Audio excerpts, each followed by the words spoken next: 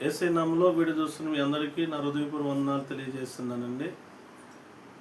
దేవుణ్ణి మనం సంతోషపరిచే రీతిగా మనం ఉండాలని దేవుడు ఆశపడుతున్నాడు. వాక్యానుసారంగా మనం జీవించినప్పుడు దేవుడు సంతోషిస్తాడు. 10 మంది మనం చూసి దేవుణ్ణి మహిమపరుస్తున్నప్పుడు దేవుడు సంతోషిస్తాడు. పరిశుద్ధ జీవితాన్ని మనం సాధన చేసినప్పుడు, పరిశుద్ధ విషయంలో మనం రోషం కలిగినప్పుడు దేవుడు సంతోషిస్తాడు. ఎందుకంటే నాలో పాపం ఉందని ఎవడైనా నిరూపించగలుగుతాడా అని చెప్పేసి సమాజం ఎదుట దేవుడు ఛాలెంజ్ చేశాడు. దేవుళ్ళు అయితే ఎలాంటి రోషం అయితే ఉందో, దేవుళ్ళు అయితే ఎలాంటి భక్తిని అయితే దేవుడు చూపించాడో అలాంటి భక్తిని మనం చేయాలి.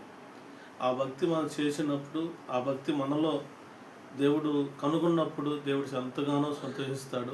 ఆయన సంతోషిస్తే మనం ఆ జీవితాల్లో ఆశీర్వాదాలు మెండుగా కురిపించబడతాయి. ఏమైనా దేవుడి బిడ్డలారా, ఈ వీడియో చూస్తున్న నీవు దేవుని సంతోషపరిచే రీతిగా ఉన్నావా? దేవుణ్ణి అవమానపరిచే రీతిగా ఉన్నావా? దేవుడు మన జీవితాల ద్వారా ఆయన అవమానపరచబడుతున్నాడా? ఒకసారి మనం పరిశోధించుకోవాల్సిన అవసరం ఉంది.